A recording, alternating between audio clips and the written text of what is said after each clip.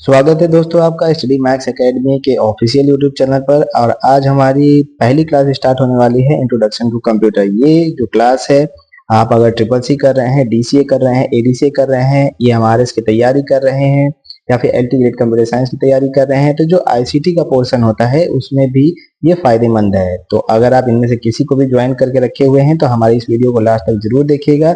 Video अगर पसंद आए तो वीडियो को लाइक करिएगा, चैनल को सब्सक्राइब करिएगा, जिससे कि हमारी मुलाकात बार बार होती रहे। तो चलिए स्टार्ट करते हैं इस वीडियो को।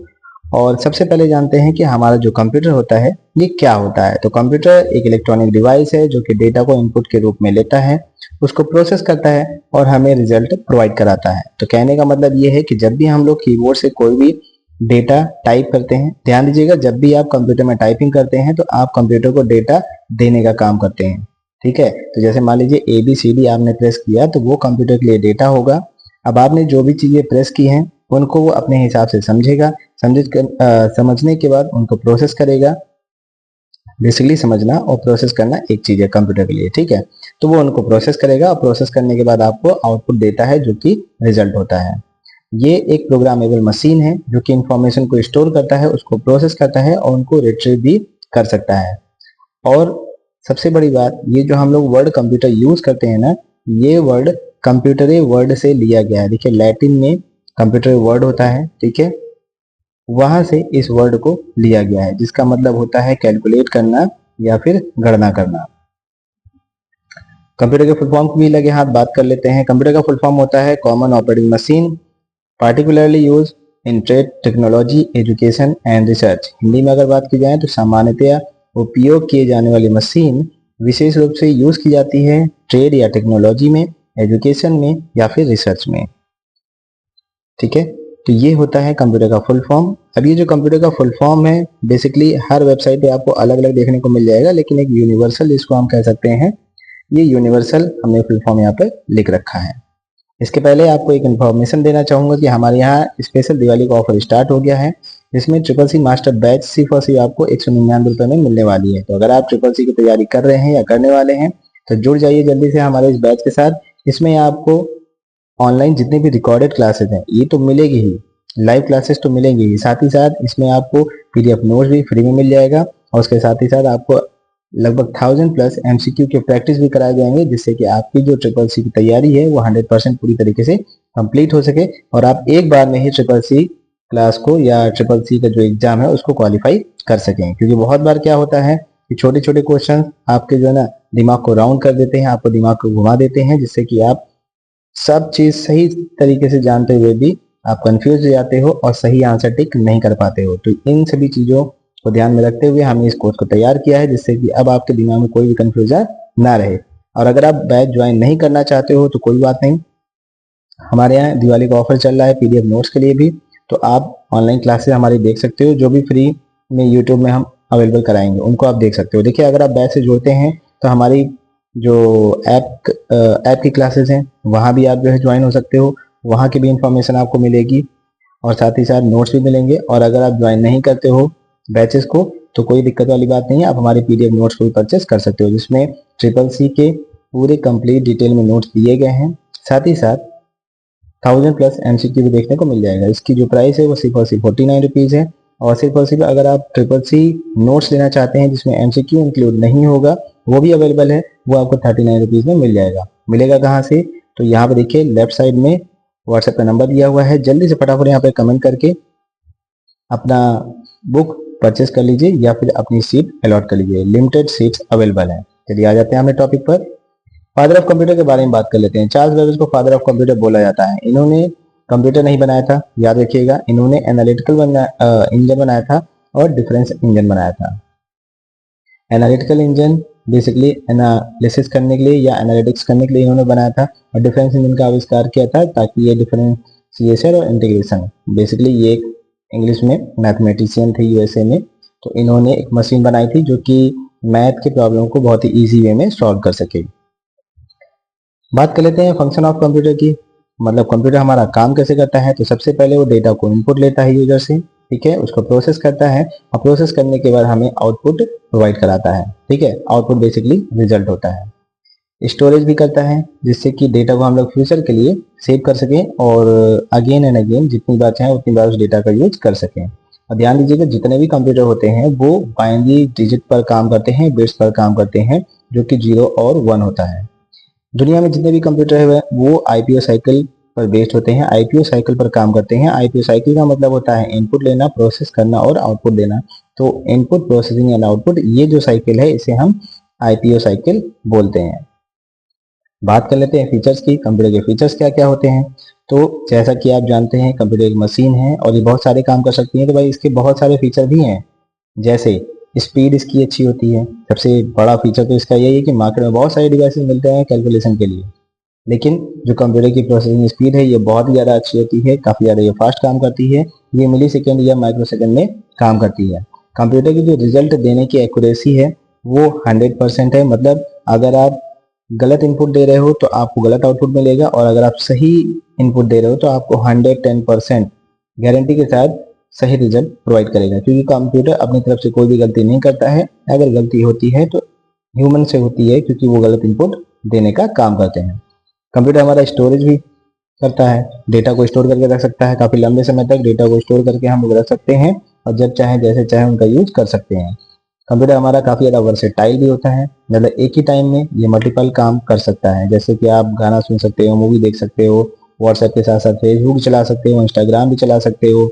और अगर आप इंस्टाग्राम चला रहे हो तो बैकग्राउंड में कोई व्हाट्सएप में मैसेज भेज देता है तो ये भी नोटिफिकेशन आपके पास आ जाता है, या कोई कॉल कर देता है तो कॉल भी आप पिक कर लेते हो। ये सारे का सारा काम जो है ना पॉसिबल है कंप्यूटर के अंदर भी।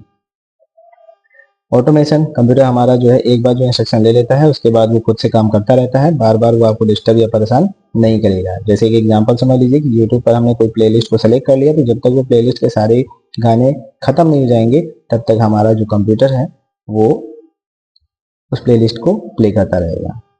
डिलीजेंस भी होता है, मतलब ये थकता नहीं है, गलती नहीं करता।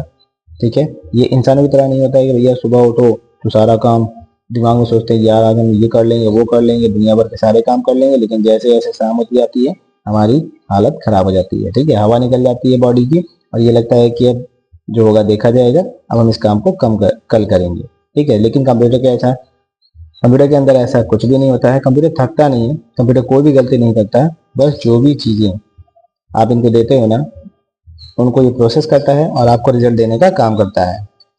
अब बात कर लेते हैं सिक्रेसी की। तो कंप्यूटर के अंदर जो है ना पासवर्ड भी लगता है, ये काफ़ी ज़्यादा सिक्योरिटी आपको दे देता है, जिससे कि इसके अंदर के जितने भी डेटा होते हैं वो 100% सेफ एंड सिक्योर रहते हैं। जब तक आप ओरिजिनल पासवर्ड नहीं प्रोवाइड करोगे तब तक आपका कोई भी कंटेंट एक्सेसिबल नहीं होगा। कंप्यूटर रिलायबल भी होता है, ये गलती नहीं करता जब तक इनपुट गलत नहीं होता है। ठीक है, ध्यान दीजिएगा, गलती अपने से नहीं करेगा। प्लग एंड प्ले का फीचर भी इसके अंदर पाया जाता है, मतलब नए डिवाइसेस को ये आसानी से कनेक्ट कर लेता है। जैसे ही आप इसमें कोई भी यूएसबी वाली डिवाइस लगाते हो, जैसे कीबोर्ड लगाते हो, माउस लगाते हो या पेन ड्राइव लगाते हो, और तुरंत एक्सेसिबल हो जाता है। इसमें कोई भी ये डिले नहीं करता, फटाफट एक्सेसिबल कर देता है। बात कर लेते हैं अब कंप्यूटर की हिस्ट्री की। कंप्यूटर का इतिहास आज का नहीं है, बहुत पुराना है। ठीक है, तो बेसिकली जितने भी कैलकुलेटिंग डिवाइस मार्केट में आई हैं, आज तक बनाई गई हैं पूरी दुनिया में, उन्हीं को देखते हुए धीरे धीरे कंप्यूटर जो है ना डेवलप हुआ है। और डेवलप होने के बाद आज हमारे पास काफ़ी ज़्यादा एडवांस वर्जन अवेलेबल हो गया है कंप्यूटर का। तो सबसे पहले आज से लगभग 4000 साल पहले चाइना में अबेकस बनाया गया था, जो कि कैलकुलेशन का काम करता था। इसमें हम लोग एडिशन, सब्ट्रैक्शन, मल्टीप्लिकेशन का काम कर सकते थे। उसके बाद 1617 में जॉन नेपियर ने नेपियर बोन्स बनाया था, जिसकी मदद से हम लोग छोटे मोटे कैलकुलेशन कर लेते थे, जैसे एडिशन, सब्ट्रैक्शन। उसके बाद ब्लेस पास्कल ने पास्कल एडिंग मशीन बनाई थी 1642 में, जो कि कैलकुलेशन का काम करती थी, एडिशन सब्ट्रैक्शन अच्छे से कर लेती थी। ठीक है, देखिए जितने भी पहले मशीनें बनाई जाती थी वो सिर्फ एडिशन सब्ट्रैक्शन के लिए ही बनाई जाती थी, क्योंकि छोटा मोटा कैलकुलेशन उस टाइम पर करना होता था। उसके बाद डिफरेंस इंजन और एनालिटिकल इंजन आया था, चार्ल्स बेबेज ने बनाया था। स्टेप रैग्नार बना हुआ था, लेबनिज ने उसको बनाया था 1673 में। उसके बाद हरमन होल्डेट ने टैबलेटिंग मशीन बनाया था 1890 में। ये सब कैलकुलेशन के लिए बनाया गया था, याद रखिएगा। ठीक है, फिर उसके बाद हॉवर्ड आइकन ने 1944 में मार्क 1 कंप्यूटर बनाया था, और ध्यान दीजिएगा यहीं से हमारा मेन कंप्यूटर की शुरुआत हुई थी। ठीक है, उसके बाद ये जो एनियाक लिखा हुआ है, electronic numerical integrator and calculator, ये वर्ल्ड का पहला ध्यान दीजिएगा, वर्ल्ड का पहला डिजिटल कंप्यूटर है जो कि प्योरली 01 पर बेस्ड था। ठीक है, अभी आगे चल के इसके बारे में और भी डिटेल में हम लोग बात करेंगे। इसको 1946 में बनाया गया था और किन्होंने बनाया था ये सामने आपके नाम लिखा हुआ है, इसको आप पढ़ लीजिए। अब पढ़ के मुझे बताइएगा, ठीक है, क्या नाम लिखा है कमेंट में जरूर बताइएगा। यूनिवैक ये पहला कॉमर्शियल कंप्यूटर था जो कि 1951 में बनाया गया था। मतलब कॉमर्शियल का मतलब ये है, यूनिवर्सल ऑटोमेटिक कंप्यूटर इसका पूरा नाम है। कॉमर्शियल का मतलब ये है कि इसका यूज बिजनेस पर्पज से किया जाता था, इस वजह से ये पहला कॉमर्शियल कंप्यूटर बना। अब बात कर लेते हैं क्लासिफिकेशन ऑफ कंप्यूटर, मतलब कंप्यूटर हमारे कितने टाइप के होते हैं। तो देखा जाए तो ये 3 टाइप के होते हैं, based on type, based on size and based on purpose. ठीक है, ये अलग अलग टाइप के होते हैं। अब देखा जाए अगर, तो सबसे पहले हम लोग बात करेंगे टाइप की कि कितने टाइप के होते हैं। चलिए, टाइप के हिसाब से, साइज के हिसाब से, पर्पस के हिसाब से इनको कैटेगराइज किया गया है और इसके बारे में हम लोग जानते हैं। सबसे पहले हम लोग जानेंगे बेस्ड ऑन साइज के हिसाब से, आकार के आधार पर कंप्यूटर कितने प्रकार के होते हैं। तो जो कंप्यूटर होता है ना, बेसिकली 4 प्रकार का। इसमें पहला आता है माइक्रो कंप्यूटर, ये सबसे छोटा होता है और सबसे ज्यादा यूज होने वाला कंप्यूटर यही है। ठीक है, जैसे कि आपके हाथ में जो मोबाइल है, आपके हाथ में जो लैपटॉप होते हैं, आपके जो कंप्यूटर्स होते हैं डेली पर्पज में हम लोग यूज करते हैं, या फिर ऑफिस में जो लैपटॉप कंप्यूटर हम लोग यूज करते हैं। ठीक है, नॉर्मली हाथ में पकड़ने वाले जितने भी छोटे मोटे कंप्यूटर्स होते हैं ना, वो सभी आपके माइक्रो कंप्यूटर की कैटेगरी में आते हैं। और याद रखिएगा, माइक्रो कंप्यूटर के अंदर जो प्रोसेसर लगा होता है, क्योंकि वो प्रोसेसर कंप्यूटर के अंदर यूज किया जा रहा है, इसलिए उसका नाम जो है ना माइक्रो प्रोसेसर रखा गया है। ठीक है, और ये सभी कंप्यूटर माइक्रो प्रोसेसर चिप पर बेस्ड होते हैं। पर्सनल यूज के लिए इनको डिजाइन किया जाता है और डेवलप भी किया जाता है। एग्जाम्पल में हमने आपको बता दिया है, आईपैड है, आईफोन है, मोबाइल है, टैबलेट है, लैपटॉप है, डेस्कटॉप है, ये जितने भी हैं जो हाथ से पकड़ के हम लोग यूज कर सकते हैं, ठीक है, लेके कैरी कर सकते हैं, पोर्टेबल होते हैं, ऐसे सभी कंप्यूटर हमारे माइक्रो कंप्यूटर कहलाते हैं। मिनी कंप्यूटर क्या होता है, ये सेकेंड वर्जन है इसका। ठीक है, तो ये माइक्रो कंप्यूटर से थोड़ा सा पावरफुल होते हैं। ठीक है, और मेन फ्रेम कंप्यूटर से थोड़ा सा छोटे होते हैं। ध्यान दीजिएगा, एक ही टाइम पर मल्टीपल यूजर के लिए ये काम कर सकते हैं। कहने का मतलब ये है कि ये ऐसे कंप्यूटर होते हैं जिनका यूज एक ही टाइम पर कई सारे यूजर कर सकते हैं, और जितने भी स्मॉल ऑर्गेनाइजेशन होते हैं उनमें सर्वर के तौर पर इनका यूज किया जाता है। तो आप कह सकते हो कि बैकबोन ऑफ अ नेटवर्क, या नेटवर्किंग जो की जाती है, या आप ऐसा कोई ऑफिस बना के रखे हो जिसमें आपके एम्प्लॉयज की सारी डिटेल, जैसे आपके ऑफिस में 15-20 एम्प्लॉय हैं, 100 एम्प्लॉय काम कर रहे हैं, और अपने कंप्यूटर में कौन सा डेटा वो स्टोर कर रहे हैं, ठीक है, उस पर अगर आप निगरानी बना करके रखना चाहते हो तो उसके लिए आपको ये माइक्रो कंप्यूटर लगाना पड़ेगा। एग्जाम्पल पर यहाँ पर दिया हुआ है, IBM 17 है, DEC PDP 11 है, HP 9000 है। ये सभी हमारे एग्जाम्पल है मिनी कंप्यूटर के। अब इसका यूज कहाँ कहाँ किया जाता है, तो भाई इंजीनियरिंग कैलकुलेशन में इनका यूज किया जाता है, बिजनेस डेटा हैंडलिंग में किया जाता है, और स्मॉल कंपनी के जो सर्वर्स होते हैं उनमें भी इनका यूज किया जाता है। आई रिपीट, उसको थोड़ा सा याद रखिएगा कि जो बैकबोन ऑफ अ नेटवर्क होता है ना, वो मिनी कंप्यूटर होता है। नेक्स्ट बात करते हैं मेन फ्रेम कंप्यूटर की। ये कंप्यूटर जानने से पहले आप ये समझ लीजिए कि जो भी आप इंस्टाग्राम, फेसबुक, व्हाट्सएप चलाते हो, इनका जो भी डेटा आप यूज करते हो, जैसे कोई वीडियो चल रहा है, कोई ऑडियो चल रहा है, या कोई आप फोटो या फाइल अपलोड कर रहे हो, अपनी कोई नई प्रोफाइल बना रहे हो, तो ये सभी डेटा जहाँ पे कहीं भी जा करके स्टोर होते हैं वो आपका मेन फ्रेम कंप्यूटर होता है। तो इसके अंदर लार्ज मेमोरी होती है, इनकी परफॉर्मेंस बहुत ही ज़्यादा अच्छी होती है। ठीक है, और हाई परफॉर्मेंस वाले ये कंप्यूटर होते हैं, और थाउजेंड्स ऑफ यूजर्स को ये एक बार में डील कर सकते हैं। याद रखिएगा, बेसिकली अब देखा जाए तो लाखों करोड़ों की यहाँ पे बात हो रही है। ठीक है, ये लार्ज कंपनीज में यूज किए जाते हैं, बैंक्स में यूज किए जाते हैं, रेलवे में यूज किए जाते हैं, और इनका एग्जांपल दिया हुआ है, जैसे कि IBM 370 हो गया, यूनिवैक 1110 हो गया, IBM S390 हो गया। ठीक है, याद रखिएगा, जहां कहीं भी बड़े पैमाने पर कंप्यूटर का यूज किया जा रहा है वहां पर हम लोग मेन फ्रेम कंप्यूटर का यूज करते हैं। अब वो एरिया कोई भी हो सकता है। ठीक है, सुपर कंप्यूटर की बात कर लेते हैं। सुपर कंप्यूटर, सबसे पहला ये कॉन्सेप्ट समझिए कि सुपर कंप्यूटर का यूज हम लोग नहीं करते हैं, इसका यूज हम बेसिकली जो साइंटिस्ट होते हैं हमारे, वो लोग करते हैं। ठीक है, जैसे रॉकेट बनाना हो गया, मिसाइल बनाना हो गया, और साइंटिफिक कैलकुलेशन करना हो गया, किसी चीज के बारे में रिसर्च करना हो गया, तो ऐसी जगहों पर हम लोग सुपर कंप्यूटर का यूज करते हैं। सुपर कंप्यूटर दुनिया का पावरफुल फास्टेस्ट कंप्यूटर होता है। ठीक है, वेदर फोरकास्टिंग के लिए भी इनका यूज किया जाता है। ये मिलियंस ऑफ कैलकुलेशन पर सेकेंड कर सकते हैं, ध्यान दीजिएगा। और इनको ये वर्ड थोड़ा सा याद रखिएगा, फ्लॉप्स में इनकी जो स्पीड होती है ना उनको मेजर की जाती है। फ्लॉप्स का मतलब होता है फ्लोटिंग पॉइंट ऑपरेशन पर सेकेंड। ट्रिपल सी का अगर नोट्स बना रहे हो या किसी भी एग्जाम की तैयारी कर रहे हो तो याद रखिएगा जो सुपर कंप्यूटर होता है ना ये पाइपलाइन टेक्नोलॉजी पर काम करता है या पैरेलल प्रोसेसिंग वाली टेक्नोलॉजी पे काम करता है। और इनकी जो स्पीड होती है वो मेजर की जाती है हमेशा फ्लॉप्स में, मतलब फ्लोटिंग पॉइंट ऑपरेशन पर सेकेंड में। एग्जाम्पल दिया हुआ है जैसे क्रेवन, ध्यान दीजिएगा दुनिया का सबसे पहला जो सुपर कंप्यूटर है, अगर क्वेश्चन पूछा जाता है कि वर्ल्ड फर्स्ट सुपर कंप्यूटर के बारे में बताइए तो भैया क्रेवन जो है ना ये वर्ल्ड का फर्स्ट सुपर कंप्यूटर है जो कि 1976 में बनाया गया था। ठीक है, इसको बनाया किसने था, तो सेम और क्रे ने इनको डेवलप किया था। परम 8000 ये इंडिया का पहला सुपर कंप्यूटर है, 1990 में इसको डेवलप किया गया था। सीडैक कॉर्पोरेशन ये इंडिया की कंपनी है, इंडिया में इनको डेवलप किया गया था। बेसिकली बैंगलोर साइड में इनका पूरा का पूरा सिस्टम काम करता है। अभी प्रेजेंट टाइम में परमिशन नाम का लेटेस्ट इंडियन सुपर कंप्यूटर है, 2016 में आईआईटी गुवाहाटी में ये रखा गया है। ठीक है, इनका यूज कहाँ कहाँ होता है, न्यूक्लियर रिसर्च में, वेदर फोरकास्टिंग में, स्पेस स्टडीज में, एआई मॉडलिंग में हम लोग सुपर कंप्यूटर का यूज करते हैं। तो आई होप ये 4 कैटेगरी आपको समझ में आ गई होगी। नेक्स्ट अब हम लोग बात कर लेते हैं बेस्ड ऑन वर्क, मतलब काम के हिसाब से। भाई कौन कौन से काम के हिसाब से हम लोग कंप्यूटर का यूज करते हैं। तो पहला आता है analogue computer. Analogue computer basically ऐसे कंप्यूटर होते हैं जो कि फिजिकल यूनिट की मेजरमेंट के लिए यूज किए जाते हैं, जैसे लंबाई, तापमान, दाब, द्रव्यमान, ठीक है, प्रेशर हो गया, टेम्परेचर हो गया, इन सबको मेजर करने के लिए जो डिवाइस हम लोग यूज करते हैं ना वो हमेशा एनालॉग कंप्यूटर कहलाती है।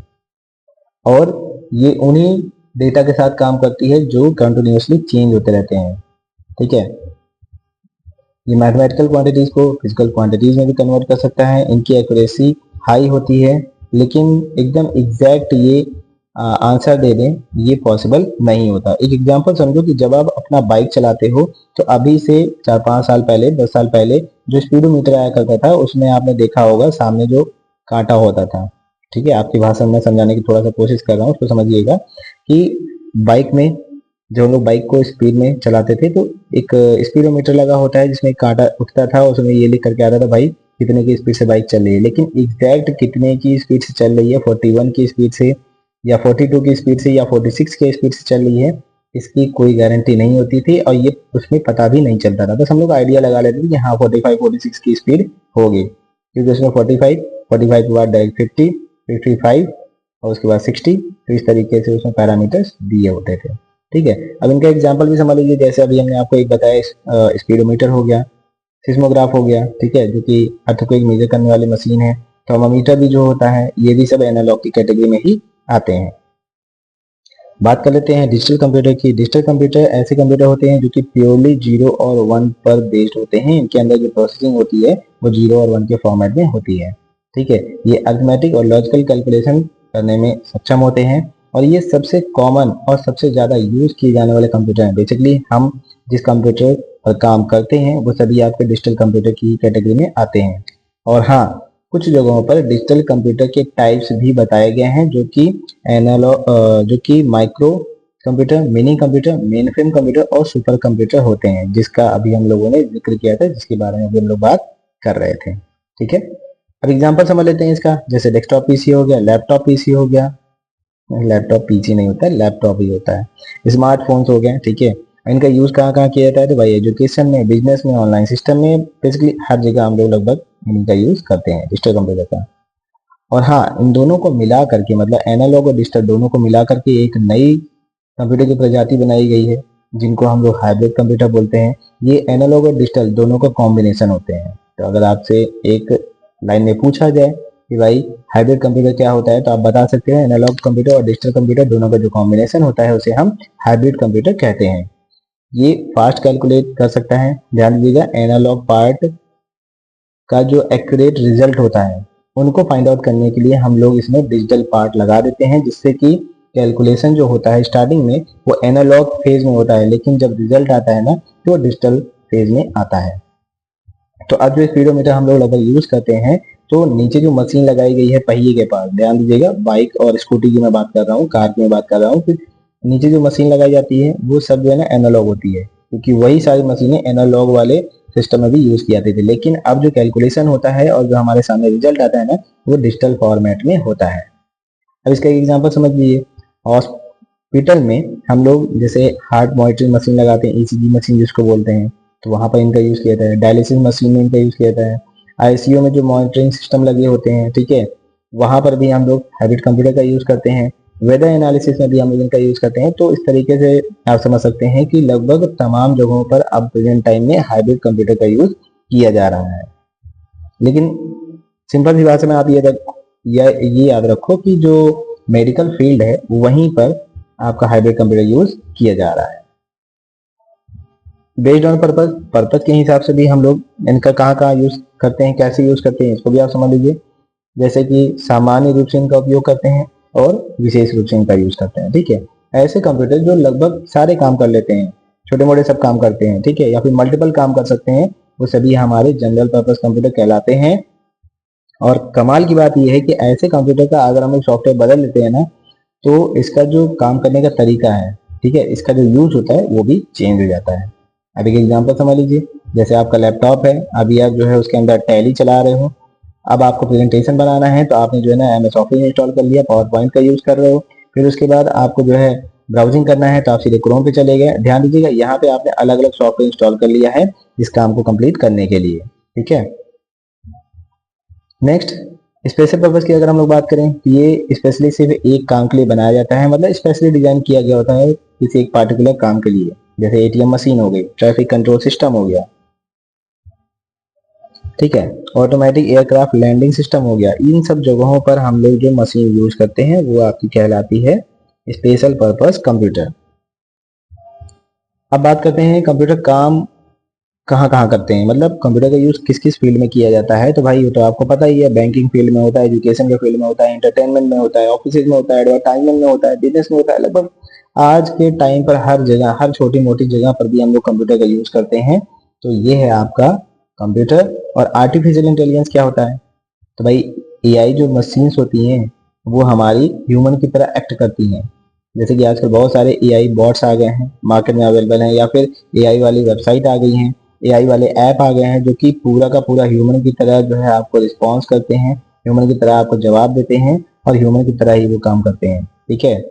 और एप्लीकेशन इंक्लूड स्पीच रिकॉग्निशन। ध्यान दीजिएगा, जब आप बोलते हो तो आपकी बात को समझने वाला, आपकी बात को सुनने वाले जो मशीन या सिस्टम लगे होते हैं वो भी एआई पर बेस्ड होते हैं। और हमारी प्रॉब्लम को सॉल्व करने के लिए भी इन एआई का यूज आजकल किया जाता है, ठीक है। तो यहाँ तक की कहानी आपको आई होप समझ में आ गई होगी। इस वीडियो में अगर आपको कोई टॉपिक समझ में ना आया हो तो हमें कमेंट में एक बार जरूर बताइएगा। और अगर आप ट्रिपल सी की तैयारी कर रहे हो या करने वाले हो या कौन सी एग्जाम की तैयारी कर रहे हो, ये भी आप कमेंट में आप हमें जरूर बताइएगा।